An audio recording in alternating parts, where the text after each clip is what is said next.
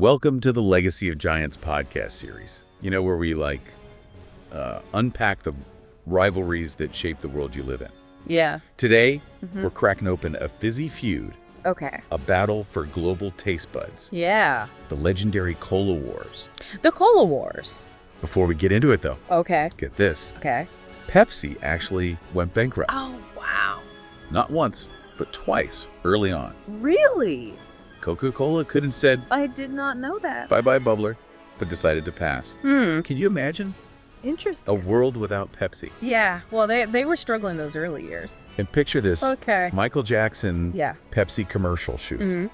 All the razzle-dazzle pyrotechnics blazing. Right. Suddenly, boom, Oh. his hair catches fire. His hair catches fire. It's true, the King of Pop's hair did go up in flames Oh my God. due to a pyrotechnics mishap during a Pepsi commercial shoot in 1984. I had no idea.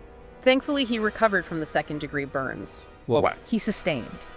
And being the generous soul that he was, Crazy. Jackson donated the $1.5 million settlement to a burn center. Talk about a close shave. Yeah. Okay, so we've got this epic rivalry brewing. Right. But where did it all begin?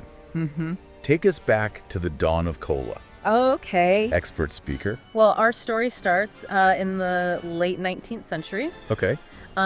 1886, Coca-Cola springs forth, the brainchild of a pharmacist in Atlanta, Georgia. Okay. Then just 12 years later, in 1898, Pepsi pops up in North Carolina. Interesting. Right from the start, there's this inherent competition. Pepsi always trying to steal Coke's stuff. Yeah. But I hear those early years weren't exactly smooth sailing for Pepsi. Not exactly. Right. Pepsi faced some serious struggles, Yeah. including those two bankruptcies we mentioned. This actually gave Coca-Cola a golden opportunity to buy them out and squash the competition early on, but they declined. Who knows? Maybe they thought, let the little guy try. Right. Little did they know the kind of titan Pepsi would become. Hindsight is 20/20. Right. Yeah. But it does make you wonder, if they had bought out Pepsi, would the world be drinking something totally different today? Right. Or would another contender Yeah. have stepped into the ring? Interesting.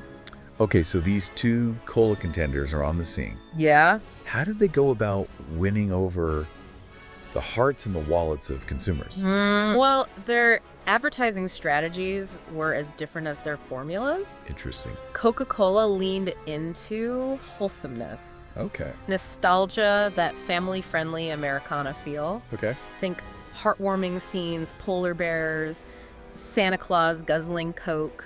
Wow. It's about comfort, tradition, good old-fashioned American values. Classic Coke, just like Mom used to make, serve. Exactly. But Pepsi, Right. they went for something a bit edgier, more youthful, Yeah. rebellious. Even they embraced celebrities, featuring icons. We already talked about Michael Jackson. Yeah. And there was a definite patriotic streak, Right. tapping into that American spirit, but with a bit more rock and roll than Coca-Cola. Yeah.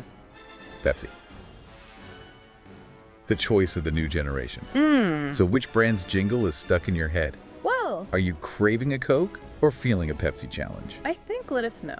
As these contrasting strategies evolved, some key campaigns really defined the Cola Wars. Okay. And that, my friend, is where things get really interesting. On the Coca-Cola side, you can't talk about the Cola Wars without mentioning New Coke, Oh, yeah. a cautionary tale The infamous 1985 flop. about tampering with a classic. They tried to change the formula and it backfired spectacularly, right? What were they thinking? Well, they saw their market share slipping and thought they needed to shake things up. Okay. So they introduced this new formula. But the public outcry was immense. Really? People felt like their beloved Coca-Cola had been betrayed. Wow. Imagine the outrage. I can only imagine. Die-hard Coke fans felt like the very fabric of their American existence was being tampered with. I bet there were some seriously disgruntled Coke drinkers out there. Yeah. Like they'd messed with their childhood or something. You're not wrong. Wow. They quickly backtracked and brought back Coca-Cola Classic. Okay. Now, some marketing gurus speculate that this whole new Coke debacle was a calculated risk to boost sales by playing on nostalgia and consumer loyalty. Oh. Create a problem and then swoop in to fix it, becoming the hero. So basically they manufactured a crisis to remind people how much they loved the original. Yeah. That's a bold move and maybe a little sneaky.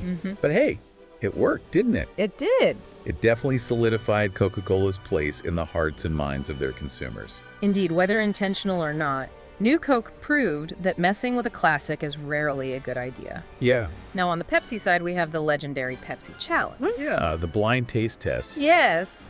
I vaguely remember those commercials. Right. People sipping from unmarked cups, trying to figure out if they were drinking Coke or Pepsi. Yeah. What was the point of all that? Well, Pepsi set up these taste tests where people sampled both colas without knowing which was which. Uh-huh.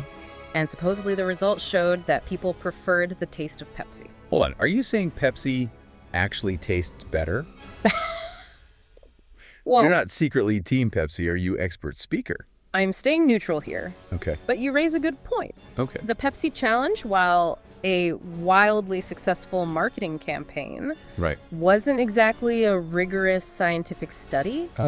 It wasn't conducted under super controlled conditions, so factors other than pure taste could have influenced people's choices. Oh, okay. Later studies in more controlled environments actually found that taste preferences between Coke and Pepsi were quite subtle. So it's more about the experience. Yeah. The challenge itself. Yeah. Maybe even the idea of going against the established giant people, like a good underdog story, right? Absolutely. Pepsi positioned themselves as the rebellious choice, the underdog taking on the big established brand. Uh-huh. And that message resonated with a lot of consumers, especially younger generations, who wanted to carve out their own identities. Brilliant marketing. Yeah. But Pepsi didn't stop there. Nope.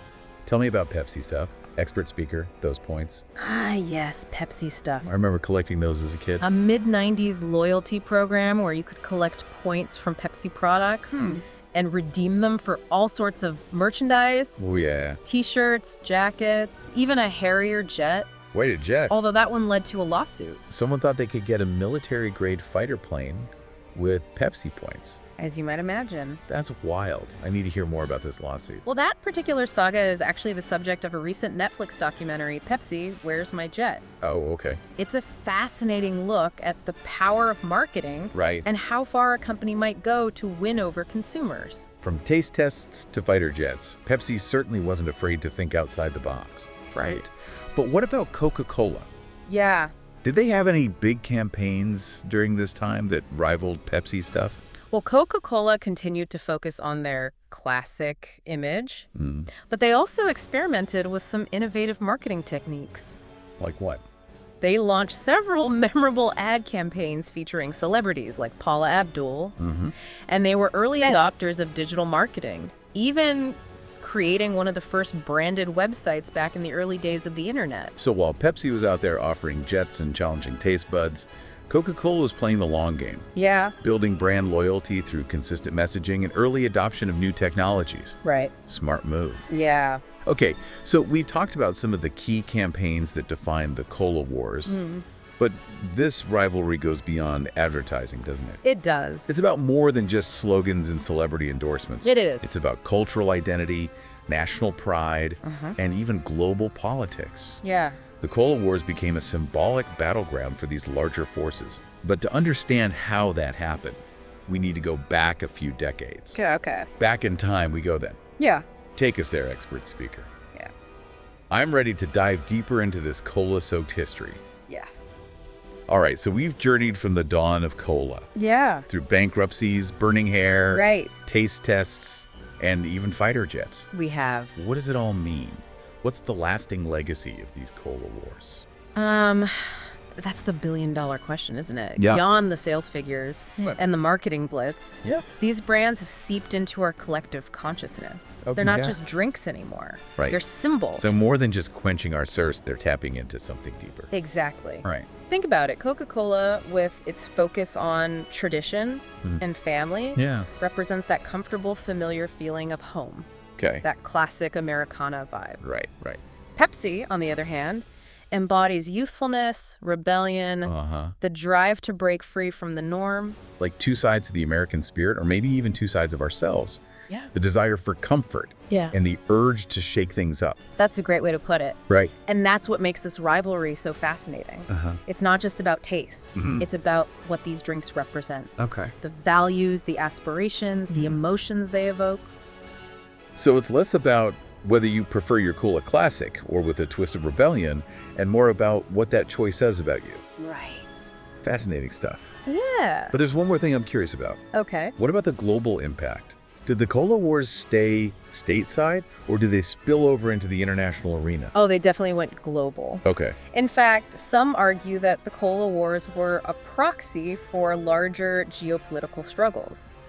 During the Cold War, for example, Coca-Cola became a symbol of American capitalism, while Pepsi was seen as a more, shall we say, diplomatic option. Right. Even managing to break into the Soviet market in the 1970s. Wow, so even in the midst of Cold War tensions, these two rivals were finding ways to bridge divides, at least through the shared language of fizzy brown beverages. Yeah, it's true. Right. And that international expansion brought a whole new set of challenges and opportunities for both brands. Okay. They had to adapt their marketing strategies to different cultures, Right. sometimes even tweaking their formulas to suit local tastes. Yeah. Think about it. You probably wouldn't market a drink the same way in, say, Japan as you would in Brazil. Of course not. And that global expansion probably intensified the competition too. Yeah. More markets to conquer more consumers to win over. Right. So where do things stand today? Are the cola wars still raging? The rivalry has definitely cooled down in recent years. Okay. Both brands have matured, realizing that maybe there's room for everyone at the soda fountain. They've even collaborated on some projects, believe it or not. But that underlying tension, that battle for cultural dominance, it's still there simmering beneath the surface. After all, you don't build empires on sugar and fizz without a little bit of competitive spirit. Well said. So we've gone deep exploring the history, the marketing, the cultural impact, and the global reach of the cola wars. But we want to hear from you. Yeah. Beyond taste and marketing, what do these brands symbolize to you? Yeah. Share your thoughts with us on social media using the hashtag #ColaWarsLegacy. Right. We'd love to hear your take. And if you enjoyed this deep dive into the Cola Wars, be sure to like and subscribe for more explorations of the fascinating rivalries that have shaped our world. Until next time, stay curious.